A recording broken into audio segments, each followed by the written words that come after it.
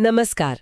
आज हम एक बहुत ही जटिल विषय पर बात करने वाले हैं, एडोल्फ हिटलर का सत्ता में आना। हाँ, ये समझना कि कैसे एक आम सा दिखने वाला इंसान जर्मनी का तानाशाह बन गया। बिल्कुल, और इसके लिए हम सुष्मिता दत्ता की किताब the rise of Adolf Hitler के कुछ हिस्सों को देखेंगे, समझने की कोशिश करेंगे कि ये सब हुआ कैसे। हाँ, चलिए शुरू करते हैं। तो किताब की शुरुआती काफी दिलचस्प है।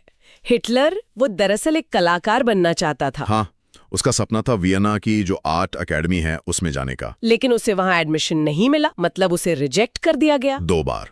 और किताब कहती है कि ये जो रिजेक्शन था, ये सिर्फ करियर का झटका नहीं था। अच्छा। हाँ, ये उसके मन पर, उसकी सोच पर काफी गहरा असर डाल गया। देखिए, शुरुआती जीवन की जो निराशाएं होती हैं, खासकर जब वो किसी बड़े सपने से जुड़ी हों, हाँ। तो वो इंसान की सोच में कड़वाहट ला सकती हैं। दत्ता की किताब इशारा करती है कि शायद यहीं से उसके मन में सिस्टम के खिलाफ गुस्सा पनपने लगा था। और शायद इसी के बाद वो जर्मनी चला गया, म्यूनिख।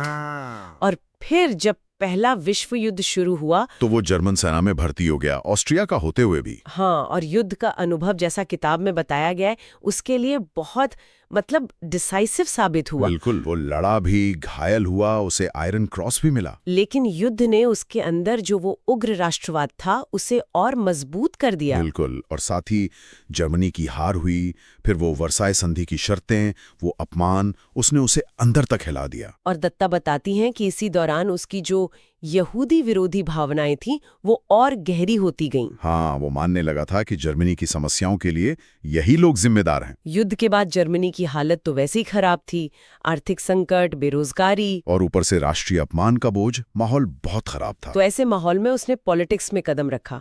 एक छोटी सी पार्टी थी, जर्मन वर्कर्स पार्टी। हाँ, वो उसने ज्वाइन कर ली और बहुत जल्दी अपनी भाषण देने की कला से। हाँ, उसकी भाषण कला जबरदस्त थी। बिल्कुल। उसी के दम पर वो उसका नेता बन गया। और पार्टी का नाम बदला, नाजी पार्टी। वो लोगों से बड़े जोशीले वादे करता था, जर्मनी का खोया गौरव वापस लाना, वर्साई संधि तोड़ना, एक शुद्ध जर्मन राष्ट्र बनाना। ये सब बातें उस मुश्किल दौर में लोगों को बहुत अपील कर रही थी। दत्ता इसी पर जोर देती हैं। फिर 1923 में उसने म्यूनिक में तख्ता पलट की कोशिश की। बिया हॉल पुच। हाँ, लेकिन वो कोशिश फेल हो गई, उसे गिरफ्तार कर लिया गया, जेल गया। पर जेल का वक्त उसने बेकार नहीं किया। वहीं उसने अपनी वो किताब लिखनी शुरू की, मेन काम्फ, मेरा संघर्ष। और ये किताब सिर्फ एक ऑटोबायोग्राफी नहीं थी, है ना? नहीं, बिल्कुल नहीं। दत्ता इसे नाजी विचारधारा का, हिटलर की नफरत और उसके फ्यूचर प्लान्स का पूरा ब्लूप्रिंट बताती हैं। अच्छा। और ये बाद में नाजी प्रोपेगेंडा का बहुत बड़ा हिस्सा बनी। जेल से छूटने के बाद उसने स्ट्रैटेजी बदली। अब वो इलेक्शन के जरिए पावर में आना चाहता था। गैर कानूनी तरीके छोड़ दिए। और फिर आया 1929 का वो ग्रेट डिप्रेशन, जिसने जर्मनी को बुरी तरह हिट किया।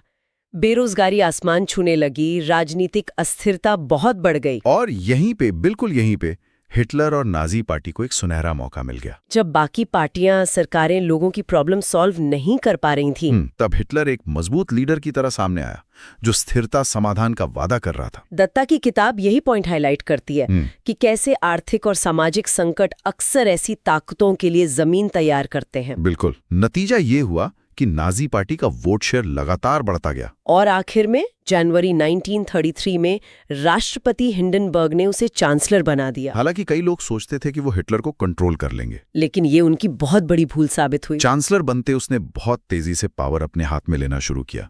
वो राइक्सटैग फायर का इंसिडेंट हुआ। हाँ, संसद भवन में आग। उसका इस्तेमाल करके उसने नागरिक अधिकार खत्म कर दिए। बिल्कुल, राजनीतिक विरोधियों को रास्ते से हटाया, कम्युनिस्ट, सोशल डेमोक्रेट्स। कुछ ही महीनों में जर्मनी एक पार्टी तानाशाही बन गया। और इसके बाद का जो दौर था वो तो और भी भयानक था।